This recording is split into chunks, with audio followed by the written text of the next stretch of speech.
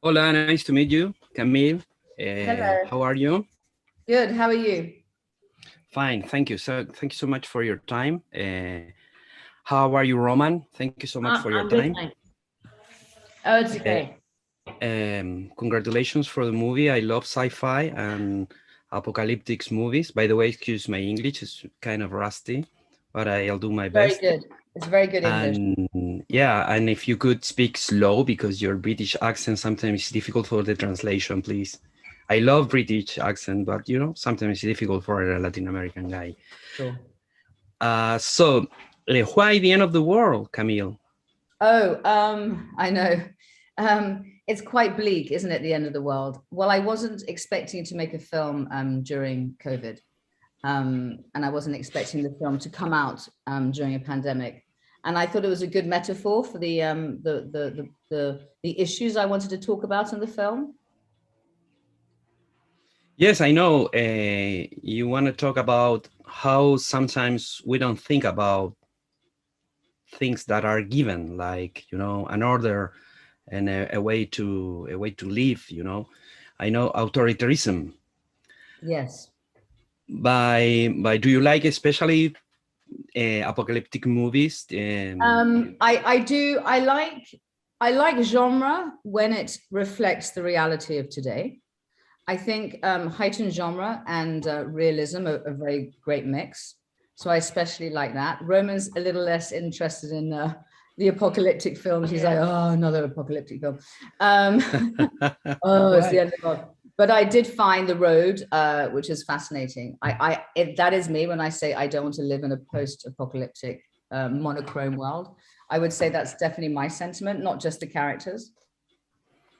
Okay, and how, Roman? And I know this is a usual question, but is mommy a good director? Um, well, she's right next to me, so I feel like there's Mhm. only I one direction know. I And the can. movie talks about authoritarianism, and here we are. Yeah, What do you yeah. Uh, what do you actually think? What do you Okay. mean? Yes. I really enjoyed it. Um, it felt weirdly normal because I guess your mother or people's parents always tells them what to do, or I'm always directed by my mum in real life. So it was just like that, but on a set. no, but right now your salary is justified. I mean, you're making money in order to be directed by your mother, so it's great. He didn't make much money on this film. No. No, he didn't make much money. None of us did. I think everyone was very generous with their time. He got paid a little bit. I got paid less.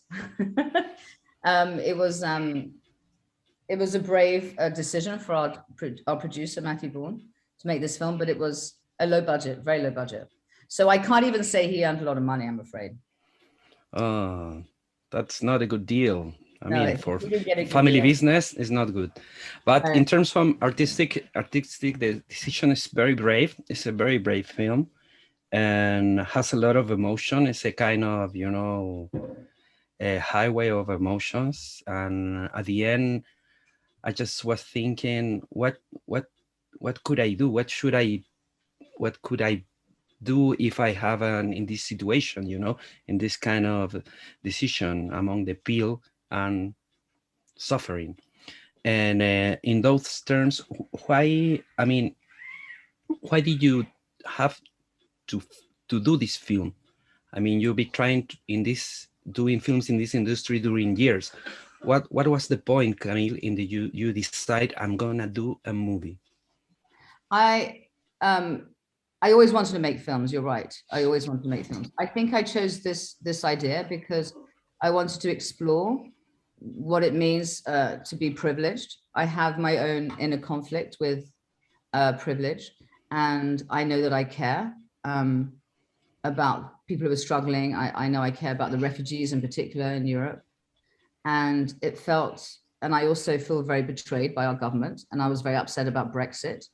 So it felt a kind of a comment um, on our governments and the irresponsibility they have to the people who need help and support.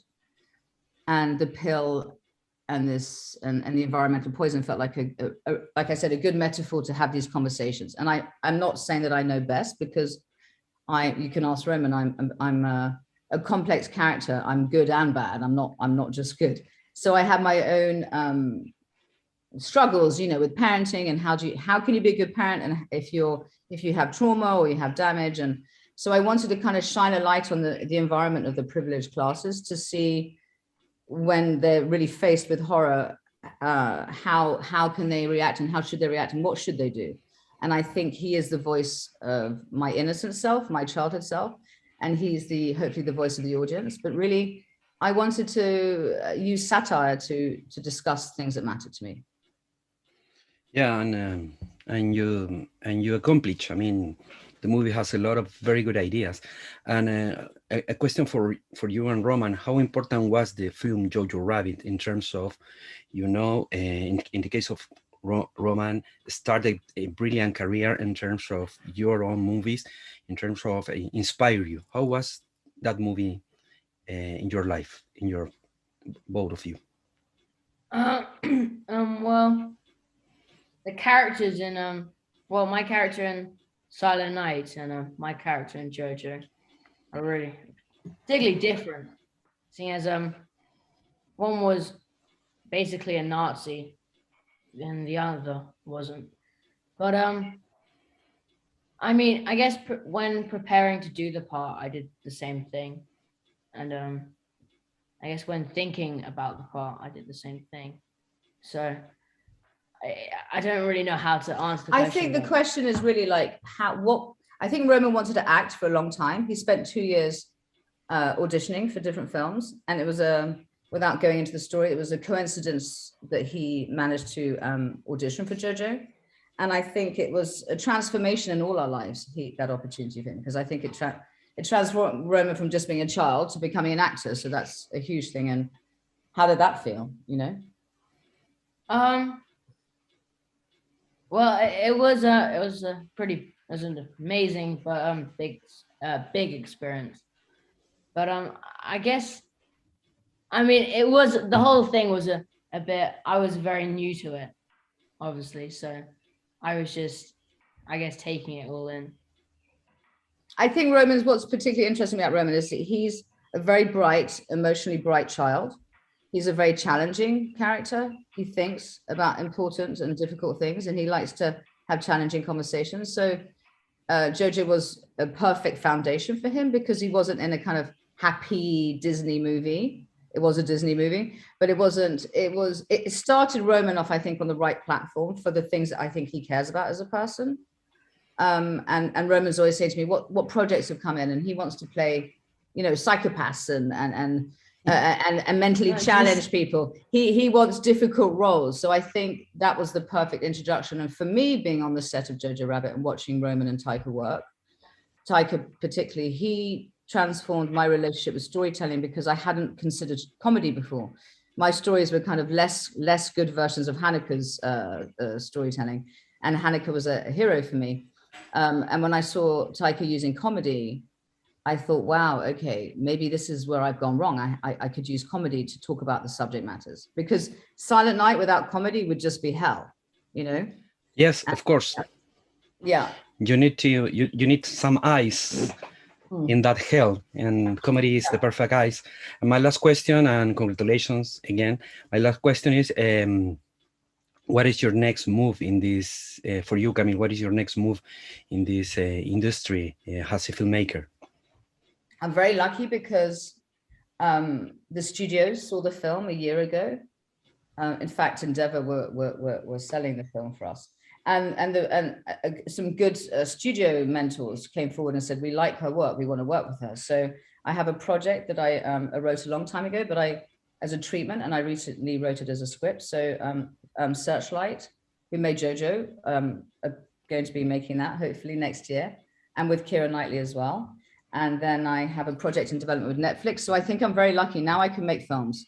And if I don't screw it up, excuse my language, I think I have possibly a future. And it just depends whether this young man wants to work with me again. I'm trying to persuade her to give me a part in it. But and you need to be She's making a few excuses. So I'm still. You need to be a good student, I guess, to get the part. I'm gonna go through the process where I might start blackmailing her.